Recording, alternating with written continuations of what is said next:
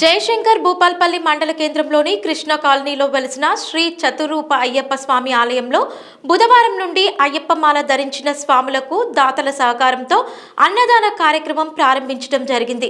ఈ అన్నదాన కార్యక్రమం ఈ రోజు నుండి 41 రోజుల వరకు అయ్యప్ప మాల ధరించిన స్వాములకు ఈ కార్యక్రమం ఉంటుందని, ఈ కార్యక్రమానికి దాతలు వస్తు రూపేణ ధన రూపేణ సహకారం చేయాలని, దాతల సహకారంతో ముందుకు తీసుకెళ్లాలని ఆలయ కమిటీ అధ్యక్షులు లట్ట రాజబాబు అన్నారు.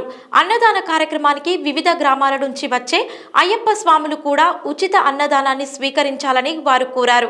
ఈ అన్నదాన కార్యక్రమంలో ఆలయ ప్రధాన అర్చకులు కుదురుపాక కృష్ణమాచార్యులు, భాగవతం భిక్షపతి, గురుస్వామి బోయని వెంకటస్వామి, కోరే కుమారస్వామి, గురుస్వామి పాల్గొన్నారు.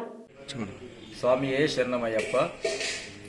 పరిహర క్షేత్రం చతుర్రూప అయ్యప్ప స్వామి ఆలయ ప్రాంగణంలో ఈరోజు నుండి అయ్యప్ప స్వాములకు భిక్షా కార్యక్రమం ప్రారంభించబడిన స్వామి. ఈ భూపాలపల్లి జిల్లాలోనే కాకుండా బయట నుంచి ఇక్కడ ఇతరత్ర పనుల కోసం వచ్చే స్వాములకు కూడా ఇక ఉచితంగా భిక్ష ఏర్పాటు చేయడం జరుగుతుంది దాతల సహకారంతో. ఇప్పటి వరకు దాదాపు 200 మంది స్వాములు మాలధారణ చేయడం జరిగింది స్వామి. ఇంకా సుమారు 150 మంది మాలధారణకు సిద్ధంగా ఉన్నారు.